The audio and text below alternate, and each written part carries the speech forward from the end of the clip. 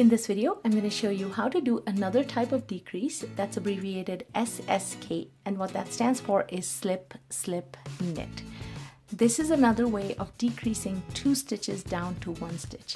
Another way of doing that would be to do a knit 2 together or a purl 2 together, where you're knitting 2 stitches together to make it into 1 stitch. But slip, slip, knit is another way of doing the same thing, and it gives you a stitch that is clean and doesn't cause any holes, and it's a left leaning stitch. And let me show you how to do that. So to slip, slip, knit, as the name suggests, you're going to slip 2 stitches first. To slip the stitch, you're going to actually insert your right needle into the first stitch as if to knit, but then just bring it over without doing anything to it. Now you're going to do that one more time for the second slip. Insert as if to knit into the next stitch and bring it over. So you've done your slip and slip. Now you have to do the knit. And to do the knit part, you're actually going to knit it with the left needle. So you take the left needle and you insert it through the front loops of both stitches, like this. So just insert it through the first one and the second one. Now you're going to take your working yarn, wrap it around, pull it through.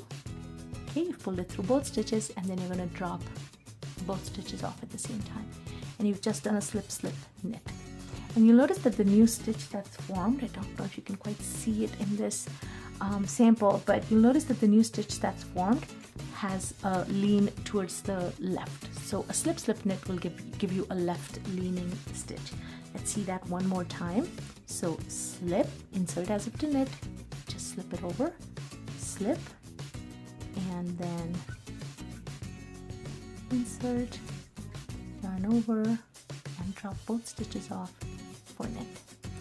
One thing I wanted to show you was for instance, in the sock pattern, when you're shaping the toe, if you've knit the sock all the way down from the cuff of the sock down, when you're shaping the toe, a lot of times on this end you'll be employing a slip, slip, knit type stitch, and then on this end, when you get to this end, you'll be doing a knit 2 together, because a knit 2 together gives you a right leaning decrease. And so by using both of those decreases in a pattern like this, you kind of get the nice shaping of the toe. So if you're not familiar with knit 2 together, I've provided a link for that in the description field below. And I'm going to put all these videos in a playlist so that if you want to look at different types of increases or different types of decreases, you can access them easily. Thanks for watching, and happy knitting!